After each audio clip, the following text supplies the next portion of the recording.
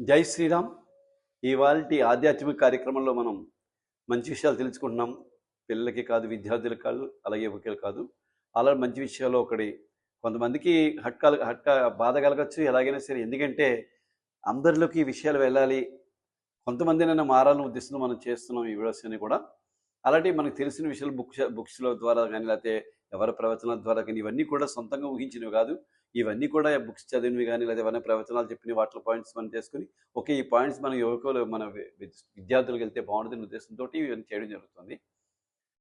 ఒకసారి ఒక జమీందారు ఇంట్లో జమీందారు గారి బిల్డింగ్‌లో ఒకతను పనిచేస్తూ ఉంటాడు. అతని ఎదురుగుండా మామూలు చిన్న షెడ్ వేసుకుంటూ చిన్న రూమ్ కట్టించాడు అతనికి. అయితే ఈ జమీందారి ఎంత కోట్లు సంపాదిస్తున్నా కూడా ప్రతిరోజు కూడా ఆనందంగా ఉండేవాడు కాదు. ఎప్పుడు చూసినా ఏదో టెన్షన్‌లోను, ఏదో బాధలోను ఉండేవాడు తప్ప ఎప్పుడు నవ్వు అనేది ఉండేది కాదు. వీడు మాత్రమే వర్క్ చేసుకున్నాడు శుభ్రంగా కష్టపడి ఒళ్ళంతా చెమట ఓడ్చి కష్టపడి పనిచేసి వెళ్ళిపోతున్నాడు. అయ్యగారు వెళ్ళొస్తాను నవ్వుతూ, నవ్వుతూ వెళ్ళిపోతుండేవాడు. వాడు పని చేస్తున్నా, వెళ్తున్నా, వచ్చినప్పుడు ప్రతిసారి ఆ వచ్చినప్పుడు మొహం ఎంత ఆనందంగా ఉందో, వెళ్ళేటప్పుడు కూడా పనివాడిది అలాగే ఆనందం ఉంది. ఇదేంటి నేను ఇంత కోట్లున్నా నాకు ఆనందం కలగట్లేదు. ఏదో రకమైన ఫీలింగ్ ఉంటుంది నాకు. ఏంటిది వాడు ఎందుకు అలా ఉన్నాడు అని అడుగుదామని చెప్పేసి ఒకసారి ఒక స్వామీజీ దగ్గరికెళ్ళి అడిగాడు. అడిగితే స్వామీజీ ఏం చెప్పారంటే, "నేను చిన్న పని చెప్తాను నువ్వు చేస్తావా? నువ్వు ఒక చిన్న గిన్నెలో చిన్న బిందెలో ఒక 99 వెండి కాయిన్స్ పెట్టేసి, ఆ పైన సీట్ మీద 100 అని పెట్టు. 99 కాయిన్స్ అందులో పెట్టి 100 అని పెట్టి వాడి ఇంటి ముందు ఆ రూమ్ వాడి మీ పనివాడి ఇంటి రూమ్ ముందు పెట్టని చెప్పాడు. చెప్పగానే వాడు ఏం చేశాడు, ఆయన ఏం చేశాడు జమీందారి అలాగే 99 కాయిన్స్ లెక్కపెట్టి పైన 100 పెట్టి పెట్టేశాడు. సరే వీళ్ళు ఏం జరుగుతుందో చూసాడు. పొద్దున్న లేవగానే తలుపు తీయగానే ఇక్కడ బిందె కనిపించింది. దాని మీద 100 ఉంది. గబా లోపల పట్టుకెళ్ళిపోయి పగిలి చూస్తే అందులో 99 ఉన్నాయి. 99 వెండి కాయిన్స్ వచ్చాయి. 99 వెండి కాయిన్స్ లెక్కెట్టి ఎందుకు ఎంత తక్కువ వచ్చింది చెప్పి ఆ మంచం కిందకి పోయిందా?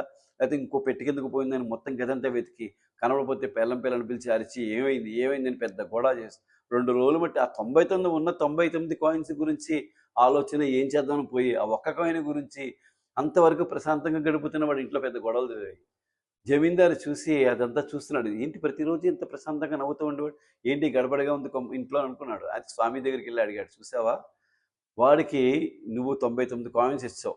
కానీ ఒక కాయిన్ మిస్ అయిందని దాని గురించి వచ్చిన దాంతో కాకుండా పోయిన ఒక్క కాయిన్ గురించి ఆలోచించుకొని, ఆ మనస్పర్ధ చేసుకొని, ఆవేశం వచ్చి, కోపం వచ్చి ఇన్ని రకాలు పడుతున్నాడు.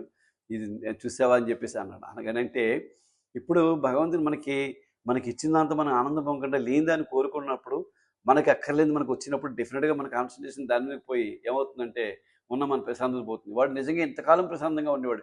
ఎప్పుడైతే ధనం కనిపించిందో అలా జరిగింది. కాబట్టి భగవంతుడు మనకిచ్చిన దాంతో మనం తృప్తి పడాలి తప్ప, లేని దాని గురించి ఆలోచిస్తే మనం ఉన్న ప్రశాంతత కూడా మనం పోగొట్టుకుని వెళ్తాం. ఎందుకంటే ఎవరికి ఎంత ఇవ్వాలో భగవంతుడికి తెలుసు. నీ పూర్వజన్మ సుకృతం కాబట్టి నువ్వు కోటీశ్వరుడు కావచ్చు.